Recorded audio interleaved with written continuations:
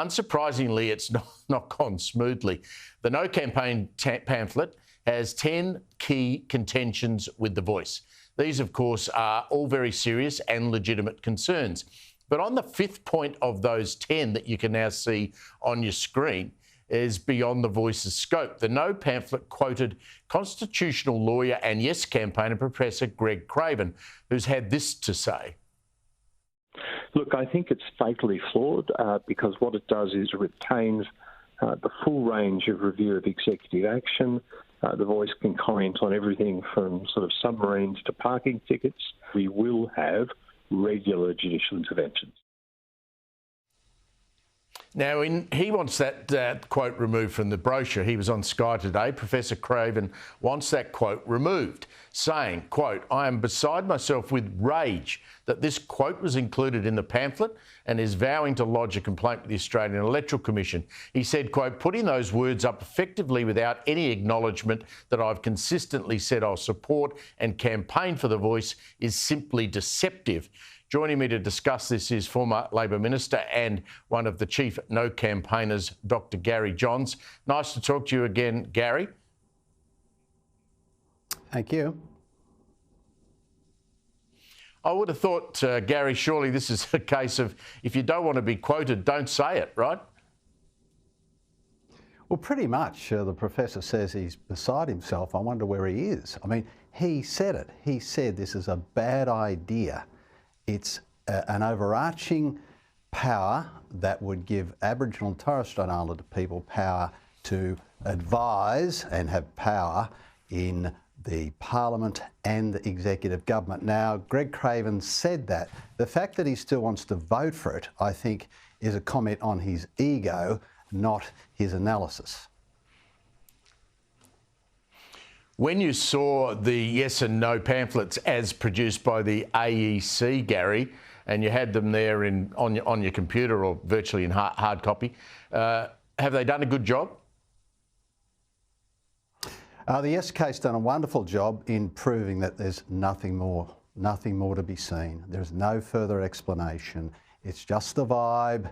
They'd like us to just close our eyes and vote yes. Whereas on the no side, I mean, we could have written more than 10 points, I tell you, in opposition, but 10 will do. There are 10 good reasons why you should vote no to this proposition.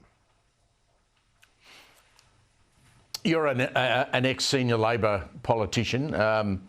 We in the media and politicians often, I think, underestimate the intelligence of the Australian public. But do we really believe people who are slaving away with cost of living pressures we've just been talking about are going to take the time to sit down tonight or tomorrow night or next week, turn on the laptop and read both sides and make a decision based on what they read? Well, Steve, some will, some won't. Believe me, they'll be receiving a lot more shorter literature over the next couple of months. But they might want to ponder this. If they really want to help Aboriginal kids, think of this. Now, in the Kimberley, they've had Aboriginal members of Parliament for decades. The previous Treasurer in Western Australia, a Labor Treasurer, was of Aboriginal descent, Ben Wyatt. So why would you want to put things in the Constitution when you've already had Aboriginal members of Parliament elected? You've got massive surpluses, plenty of money in Western Australia, and still they believe they don't have the answer to Aboriginal strife in, say, the Kimberleys. Why would changing the Constitution help those kids in the Kimberleys? Yes, and as I've said over and over again, I intend to vote no, but I'm prepared to be convinced otherwise if someone can prove to me that it's actually going to sort out the issues you just mentioned. Just finally, the Yes campaign and their major sponsors, people like the major banks, the NAB's been called out for hosting a pro-Voice video with Thomas Mayo, the bloke who says The Voice is a campaign to punish politicians, abolish colonialist institutions and pay the rent, pay reparation and pay compensation on its website. Why would the bank be using a bloke that said those sorts of things? Believe me, I mean, I bank with NAB. I really scratch my head now. They couldn't even spell his name right. They said Mayor, as in mayor. I mean, grow up.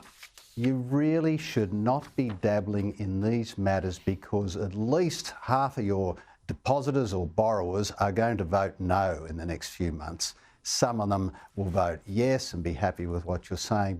But this fellow in particular is a very radical individual who wants to overturn the best parts of Australian society. Why would NAB say yes to that? Yeah, I just don't understand some of those board decisions. I think Peter Dutton got it right, that they're trying to, please the people that they go and hang around with at weekends at barbecues. Gary Johns, always a pleasure to catch up. Thank you very much for your time. And for a balanced look at both the yes and the no cases, I really want you to try and watch this. The Voice, this is next Tuesday at 8 o'clock on Sky News, a new documentary presented by our man on the ground, Matt Cunningham, who I have huge regard for. Matt Cunningham's been reporting better than anyone else on what happens in the Northern Territory for 5-6 years, based out of Darwin. So that's next Tuesday at 8 o'clock. Absolutely make sure you tune in and then make up your own mind. As I said, I'm prepared to be convinced. Maybe that documentary will convince me to vote yes. We'll wait and see.